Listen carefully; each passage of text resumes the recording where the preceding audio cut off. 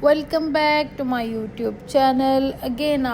मैं आप लोगों को एक बार फिर से हाईलाइट का तरीका बताने जा रही हूँ। इस तरह के बालों पे जो ऑलरेडी कलर ट्रीटेड हों, ड्राई हों, डैमेज तो इतने ज़्यादा नहीं, सिर्फ एंड से हैं। और इस तरह के ड्राई फ्रिजी हेयर पे हमने किस तरह से काम करना होता है।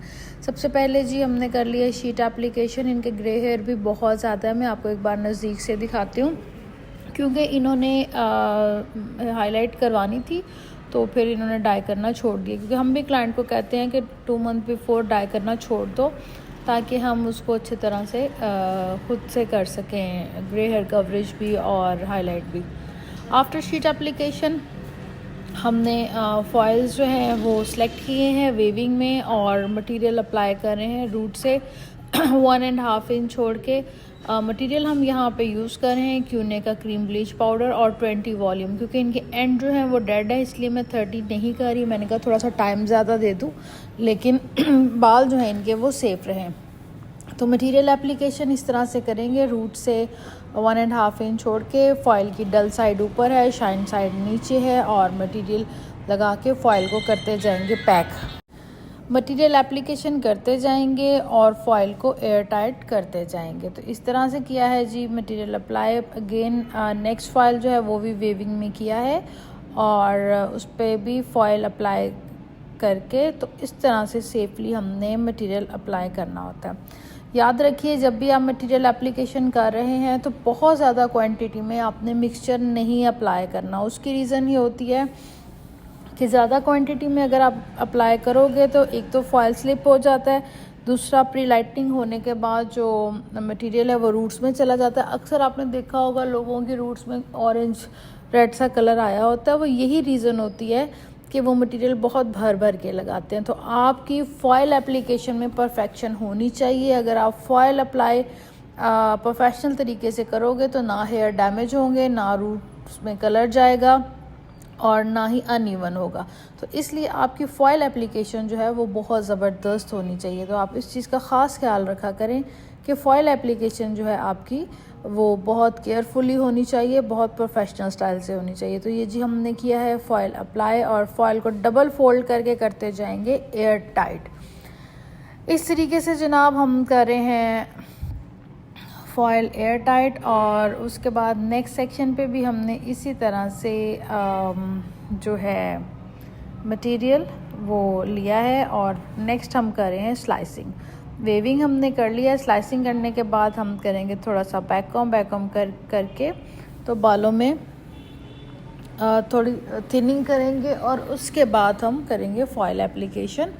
ये देखें इस तरीके से, ये बहुत कम सेक्शन लेके तो हम कर रहे हैं यहाँ पे फॉइल एप्लीकेशन। इस तरह से हमने लगाया है मटेरियल और मटेरियल लगा के इसको सेफली करते जाएंगे एयर टाइट। और बालों की क्वांटिटी बहुत ही लाइट मिली है क्योंकि हमने यहाँ से ब्लेंडेड इनको जो है हाइलाइट्स का ब्लेंडेड शेड्स जो है वो करने हैं इस तरह से। तो ये देखिए रूट से मैंने इस तरह छोड़ा और फॉइल को इतना आपने पैक करना है। ये नहीं है कि आपने ऊपर तक पैक कर दिया या नीचे तक। अगर आप नीचे तक पैक करोगे तो क्या होगा, फॉइल स्किप करके मटेरियल रूट्स में जाएगा। मैं आपको एक दफ़ा फिर से अगले वाला सेक्शन जो है वो दिखाती हूँ। इस तरह से हमने ले लिया सेक्शन और उसको भी सेम फॉइल अप्लाई कर दिया। तो ये जनाब हो गया है पूरे सर पे फॉइल एप्लीकेशन। फॉइल एप्लीकेशन करने के बाद हम करेंगे वेट करने के बाद हम कर रहे हैं जी बेस। इनका ग्रे हेयर बहुत ज़्यादा है तो हमने फ्रंट से स्टार्ट करना है ताकि ग्रे हेयर कवरेज जो है इनकी अच्छे तरीके से वो हो जाए। तो ग्रे हेयर पे हम अच्छे तरीके से लगाएंगे शेड और उसको करते जाएंगे ब्लेंड करेंगे फिंगर्स के साथ करेंगे ब्लेंड और कलर को इस तरह से मल्सीफाई करते जाएंगे। और फॉइल वाले सेक्शन का जो सफ़ेद बाल है उस पे भी हम इसका मटेरियल जो है वो अप्लाई करेंगे।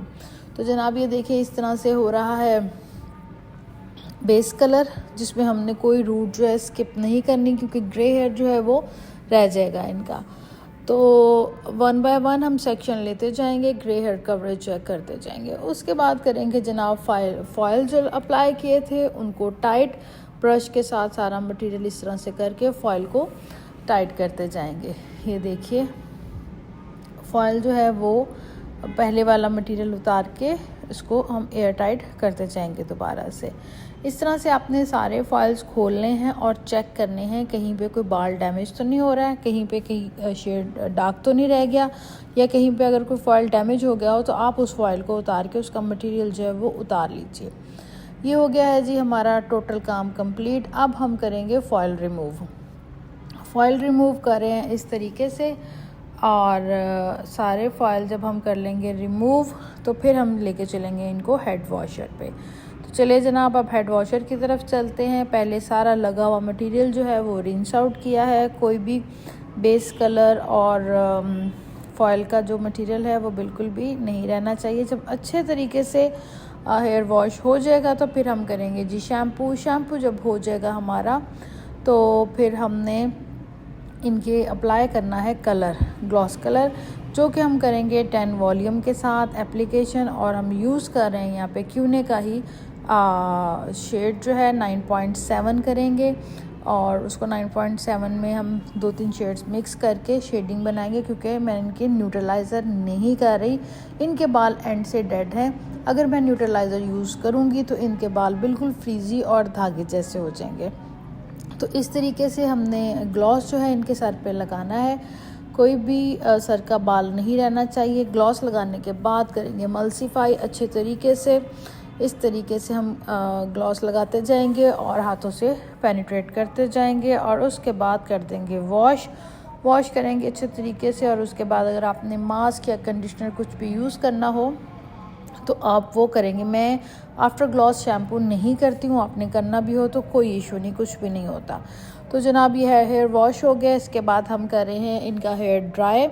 हेयर ड्राई करने के बाद हम कर देंगे सेटिंग इनके बालों की। अभी हम करेंगे ब्लो ड्राई के बाद करेंगे स्ट्रेटनर के साथ सेटिंग। क्योंकि इनकी कटिंग भी की है मैंने, इनको थोड़ा वॉल्यूम चाहिए था तो फ्रंट से मैंने इनके इनसाइड को कर दिया सेटिंग और बैक से कर दिया आउटसाइड। इस तरह से 1 बाय 1 सेक्शन लेते जाएंगे और इनके करते जाएंगे हम सेटिंग। तो लीजिए जनाब फाइनल लुक आप लोगों के सामने, बिफ़ोर भी आपके सामने था और आफ्टर भी आपके सामने है। देखिए इनके बाल किस तरह सेफली हमने टैकल किए हैं और रिज़ल्ट भी आपके सामने है। शेड भी देखिए कितना खूबसूरत है, कोई रेड ऑरेंज पिगमेंट नहीं आ रहा। तो कैसा लगा आपको काम?